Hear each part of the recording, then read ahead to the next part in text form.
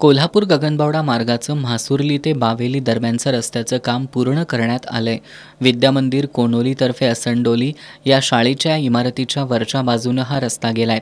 या शाळेजवळच्या वळणाच्या ठिकाणी रस्त्यापासून 20 फूट खाली शाळेची इमारत आहे।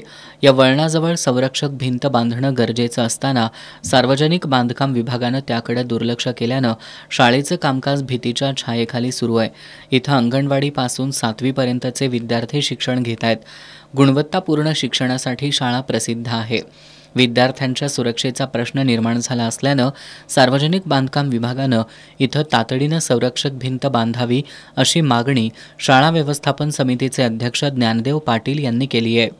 विद्यामंदिर कोनोली शाळा ही कोल्हापूर गगनबावडा रोड लगेचच असल्यामुळे शाळा 20 फूट रोडच्या 20 फूट खाली आहे आणि रोडवर जास्त अवजड वाहनांची वाहतूक असल्यामुळे भविष्यात काही धोका होऊ नये यासाठी सर्व ग्रामस्थांच्या वतीनं मागणी करतोय की शाळेला संरक्षक कठाड्याची गरज आहे। कारण इथं शाळा 1ली ते 7वी असल्यामुळे जवळजवळ 100 ते 125 विद्यार्थी इथं शिकत आहेत। या मार्गावरून ऊसासह अन्य अवजड वाहतूक होत असते। वळणावर अपघाताची शक्यता नाकारता येत नाही। यातून शाळेच्या इमारतीला धोका पोहोचू शकतो हे सर्वसामान्य लोकांना समजतं, ते सार्वजनिक बांधकाम विभागाच्या अभियंत्यांना का समजत नाही असा सवाल उपस्थित होऊ लागलाय। सार्वजनिक बांधकामनं संरक्षण कठडा बांधणं गरजेचं होतं, त्यांनी ते केलं नाही।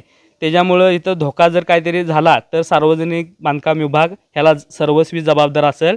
सरपंच वृषाली टिंगे, कोनोलीतर्फे असंडोली शाळा व्यवस्थापन समितीचे पदाधिकारी सदस्य, तंटामुक्त गाव समितीचे अध्यक्ष सदाशिव पाटील, रघुनाथ कानडे, पांडुरंग कुपले, पांडुरंग पाटील, आनंदा पाटील, रघुनाथ मोरे, दिनकर पाटील यांच्यासह ग्रामस्थांनी संरक्षक भिंतीचं काम केलं नाही तर आंदोलन छेडण्याचा इशारा दिलाय।